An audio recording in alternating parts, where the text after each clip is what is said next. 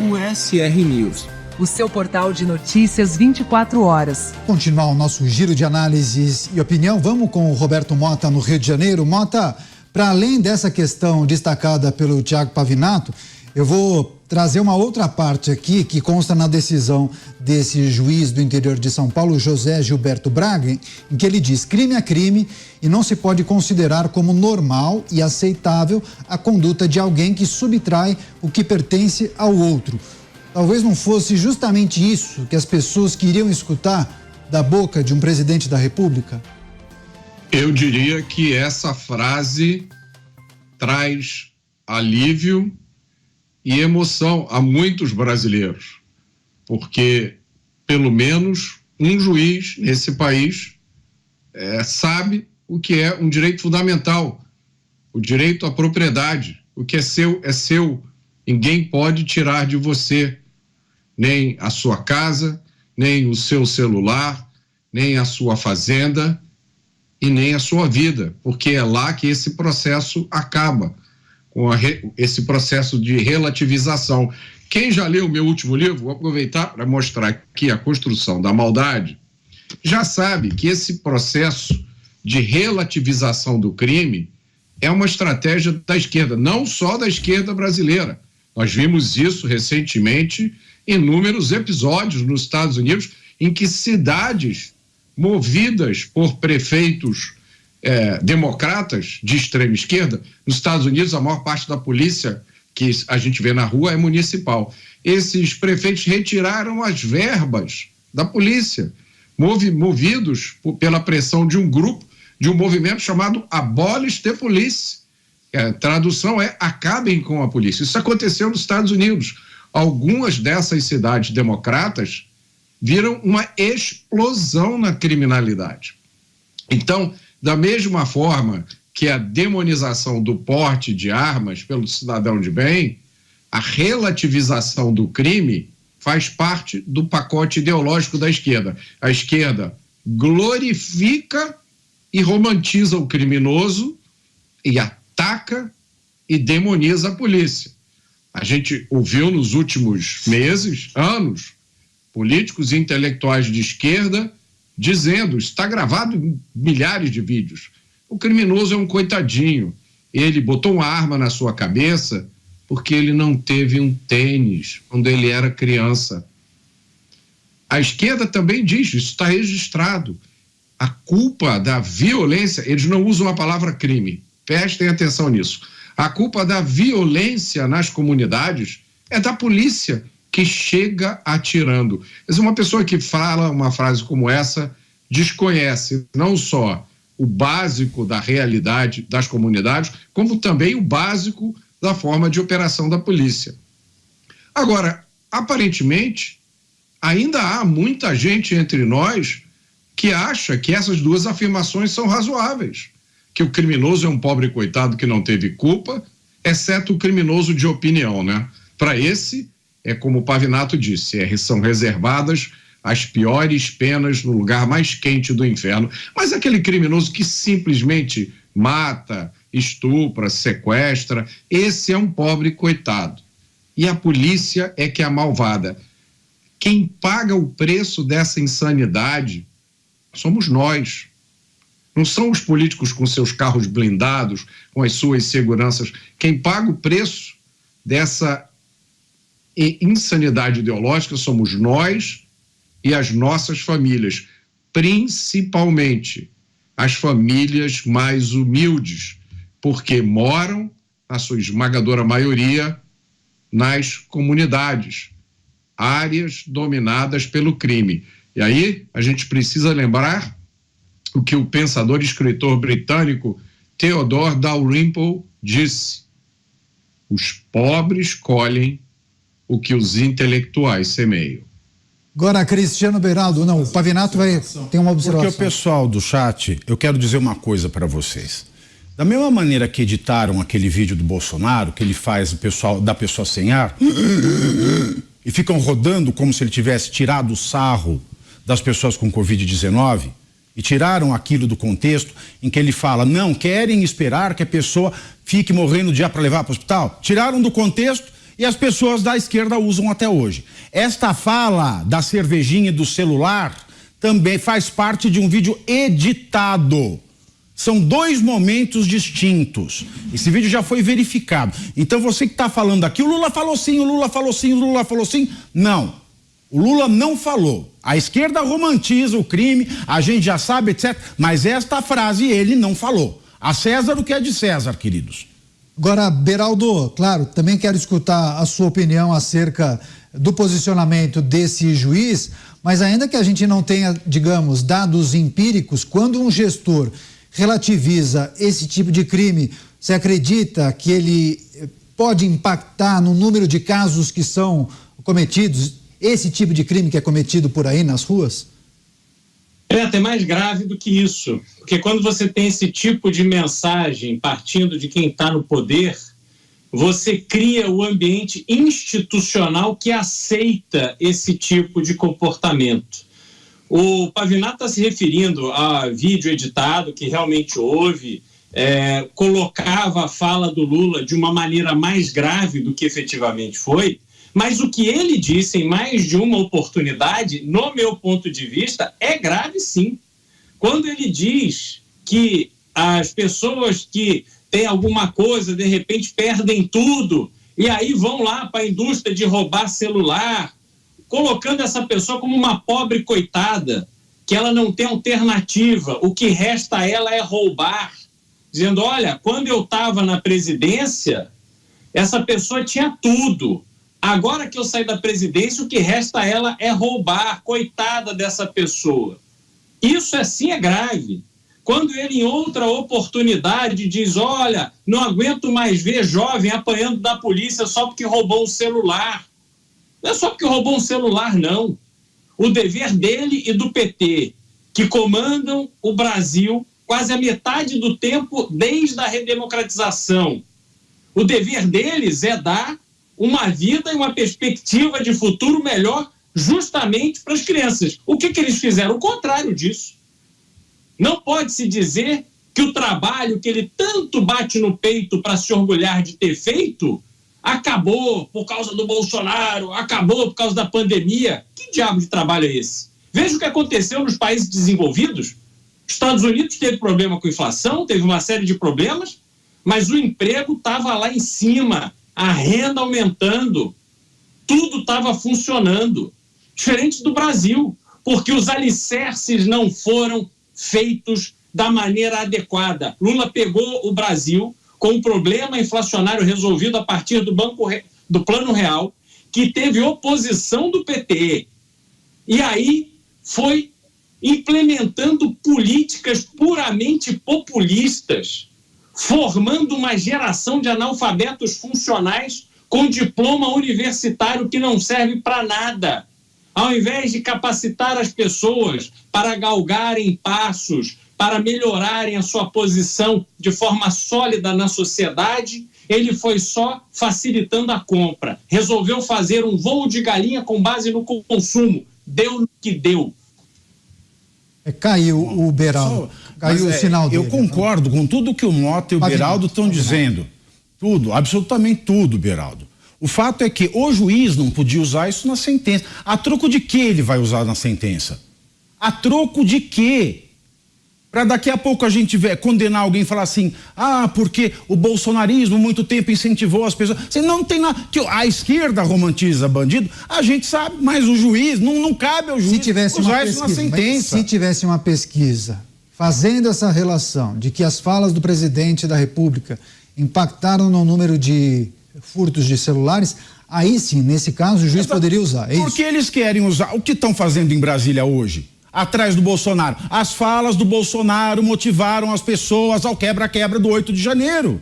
A gente está dizendo que as pessoas são estúpidas, imbecis, para agirem não conforme a autodeterminação, mas conforme o líder fala.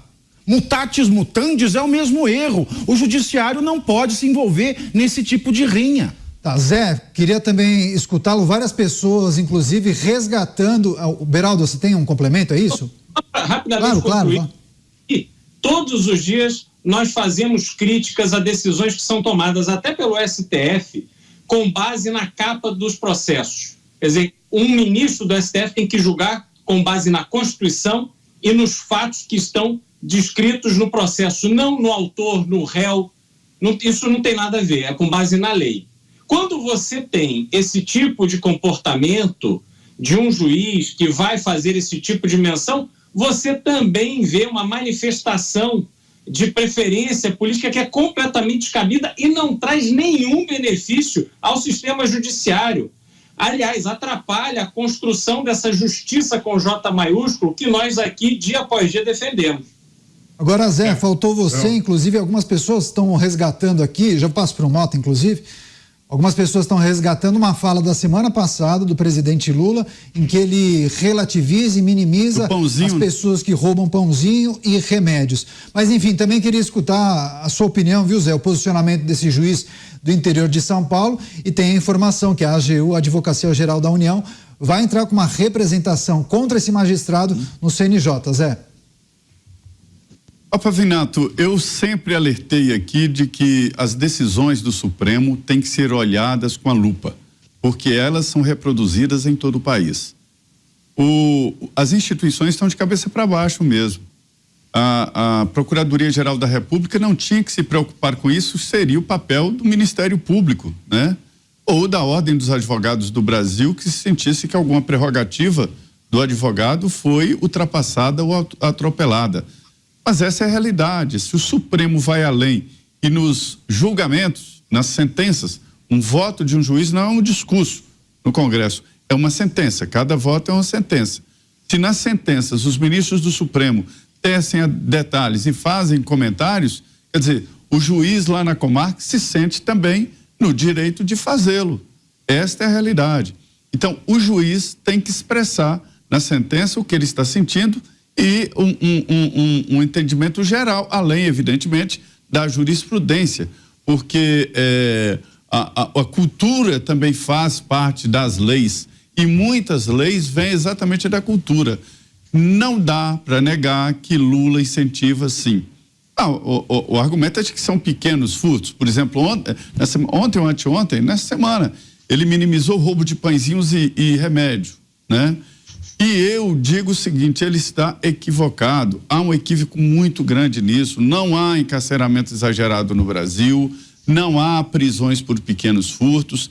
Hoje, aqui, eu tive a oportunidade de lamentar que um cidadão, um ladrão, roubou um estabelecimento comercial e o delegado falando a ficha do senhor. O ladrão que roubou hoje o estabelecimento comercial, quebrando a porta e roubou um celular para comprar crack, ele já está sendo julgado por uma tentativa de latrocínio, um assassinato e mais não sei quantos roubos.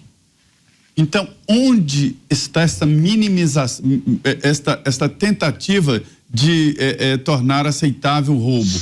Pode estar no judiciário, porque a polícia me diz, cada um que eu prendo, eu vejo ele 8 vezes. Quer dizer, a polícia está dizendo que está prendendo a mesma pessoa 8 vezes.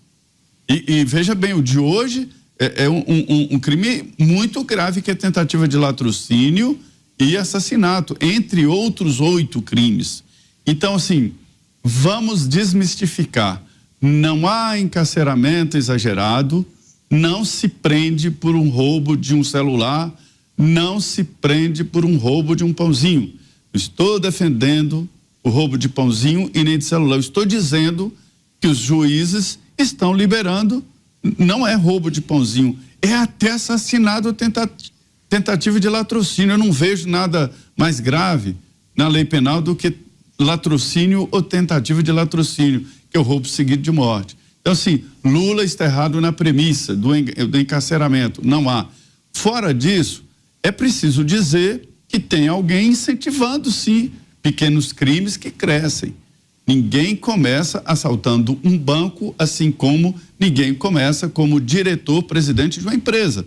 Às vezes começa lá embaixo, como boy, como secretário, e vai subindo. Também é assim na indústria do crime, também é assim no mundo do crime. Eu li com atenção demais o livro do Mota, que fala exatamente desta construção. É uma construção, é uma indústria.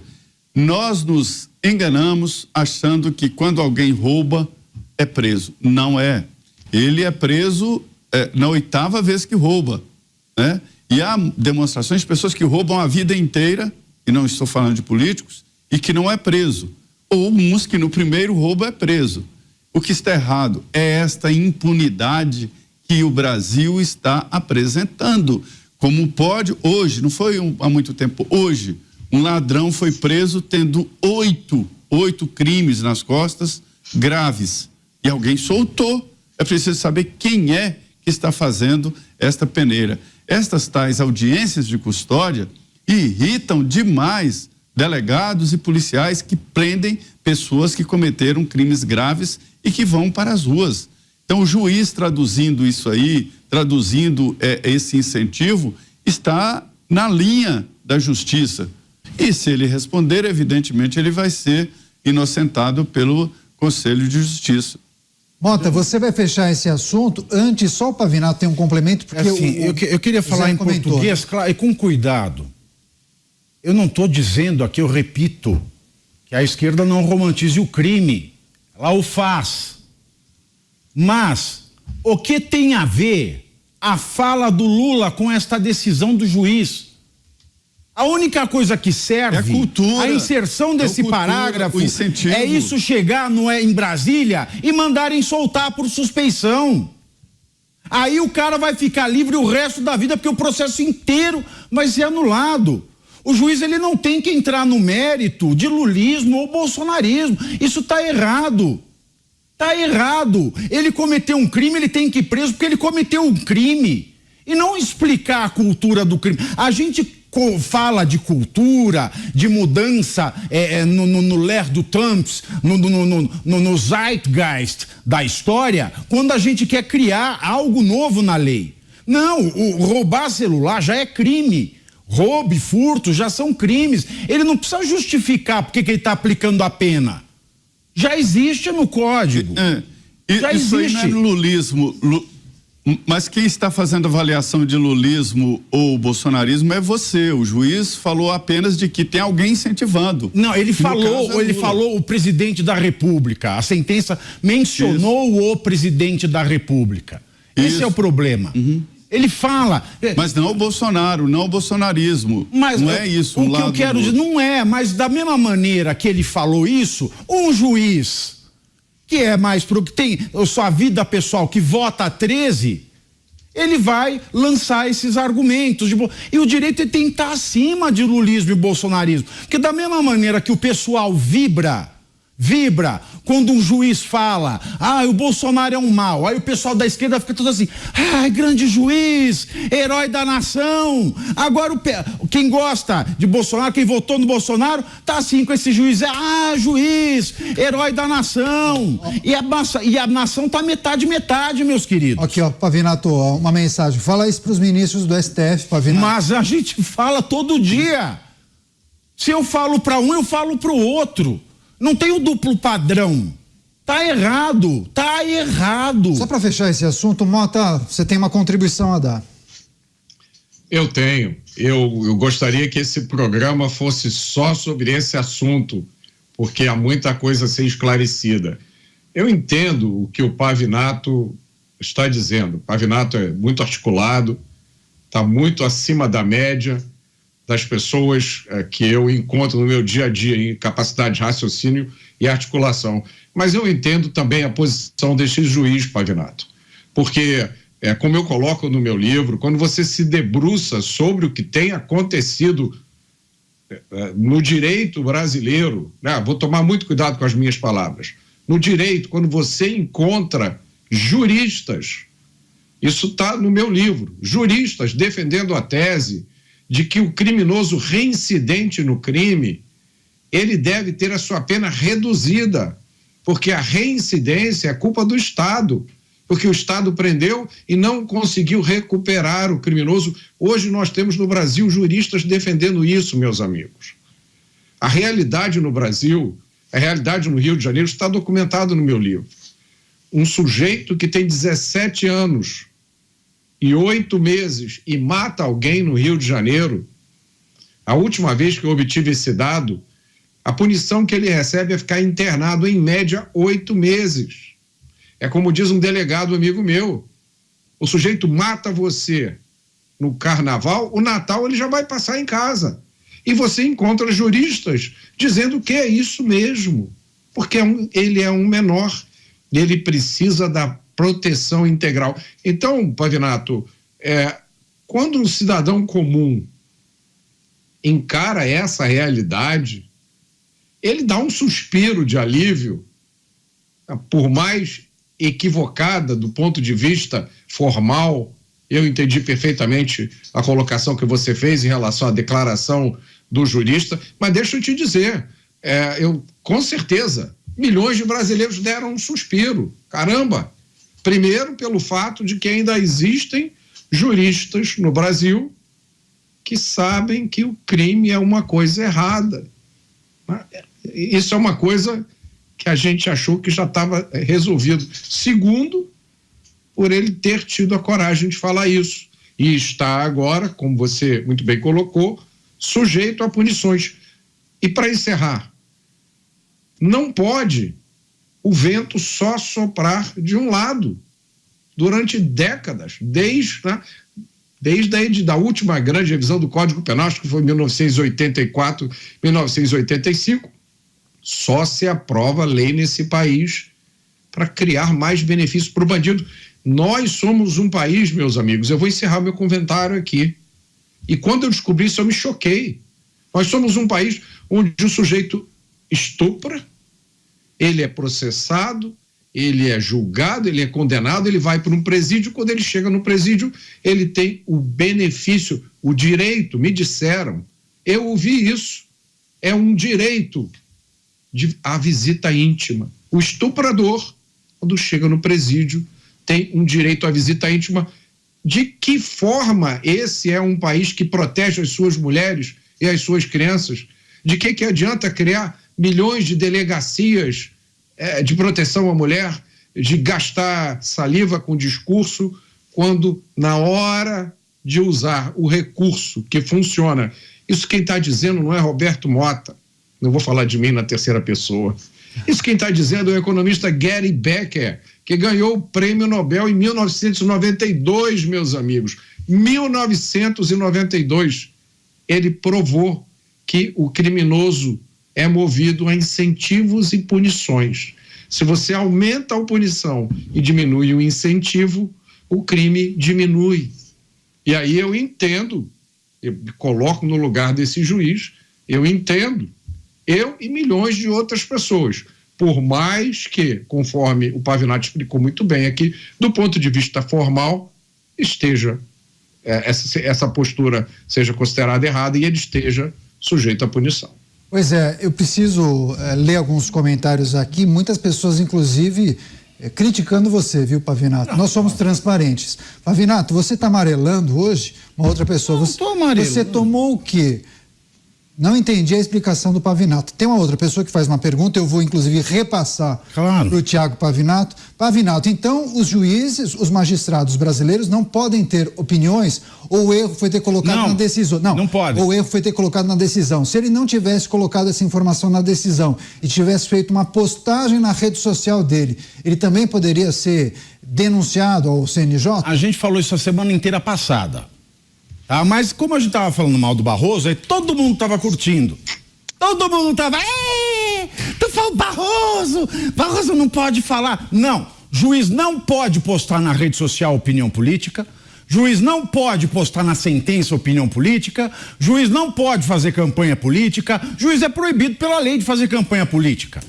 Ele tem que guardar para ele. Mas não seria melhor ele expressar, se a gente sabe quem é? Pois é. No mundo ideal mas não pode, a lei não deixa.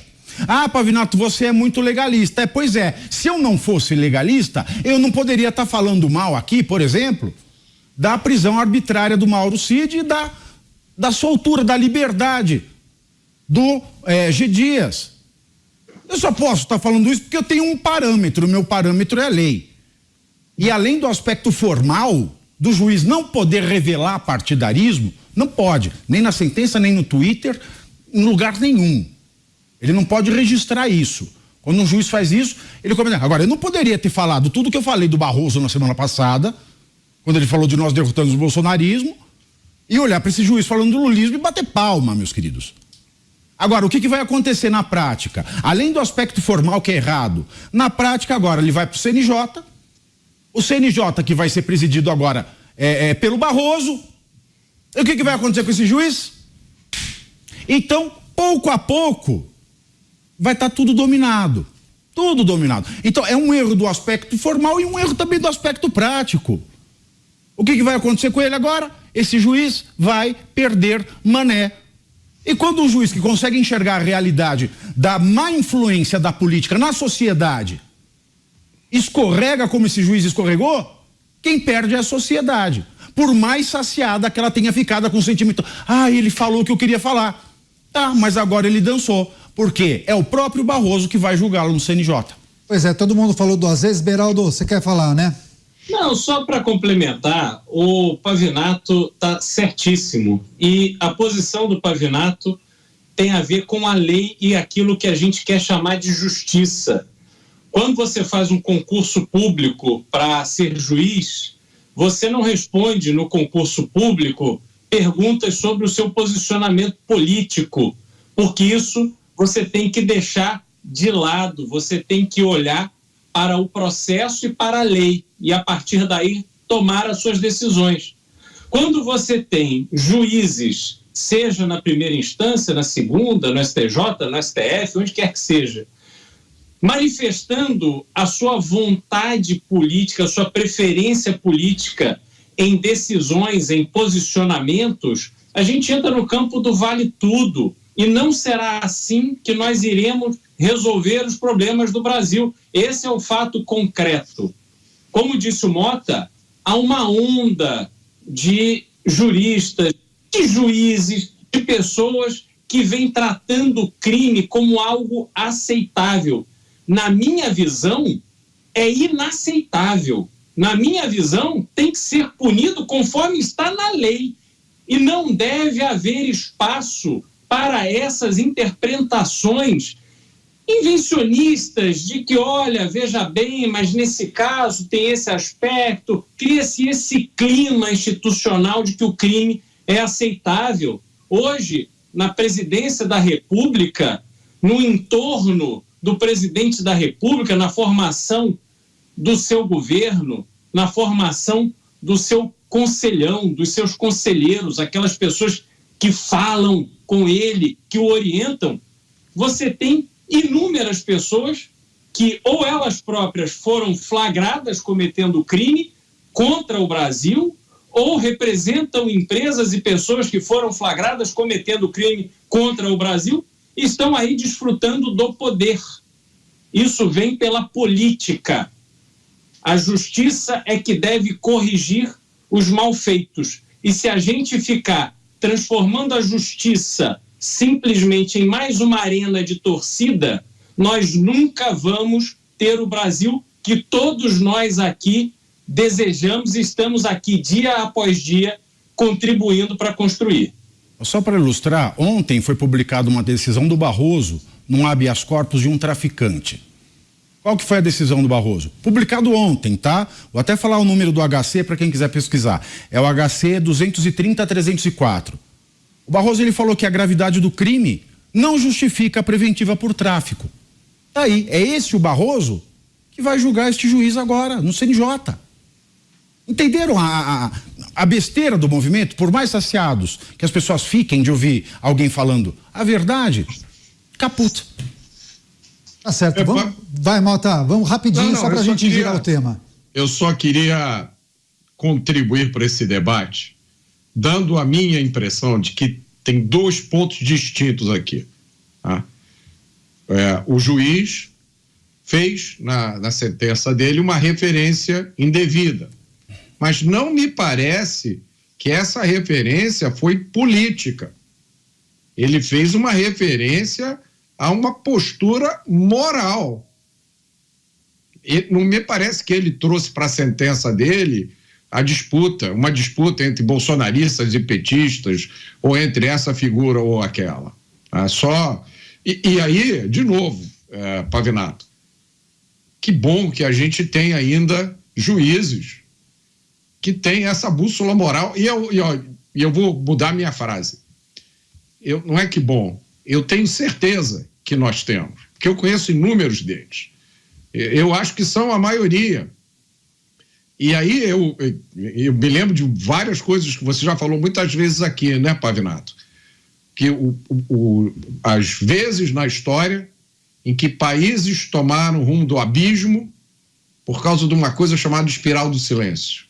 Eu não falo porque eu não quero perder as minhas condições, você não fala porque falta 3 meses para a sua aposentadoria, o Beraldo não fala porque, olha, podem fazer uma fiscalização na minha empresa e ninguém fala. E no dia a gente acorda e ninguém pode mais falar. Então, era só isso que eu queria dizer. Pois é, não, rapidinho, para as pessoas que chegam... A mãe sempre fala, por que você não é juiz? Eu falo, mãe, porque eu gosto de falar. As pessoas que chegam agora e não entendem exatamente essa frase ou esse trecho da decisão do juiz José Gilberto Braga, ele colocou o seguinte nessa decisão: talvez o furto de um celular tenha se tornado prática corriqueira na capital, até porque relativizada essa conduta por quem exerce o cargo atual de presidente da República. Quer arrematar, Pavinho? Não, é só, eu só queria dizer isso mesmo. Muita gente diz, por que você nunca foi juiz, nunca foi no ministério, nunca fez concurso? Porque eu gosto de falar. E porque tem a vedação funcional. Mas ninguém respeita. Mas eu respeitaria, eu tenho péssimo hábito de me pautar pela legalidade, é uma mania minha. Então, assim, eu nunca fiz concurso para ser de nenhuma instituição de Estado, porque eu realmente gosto de falar, quero falar e vou falar enquanto puder falar.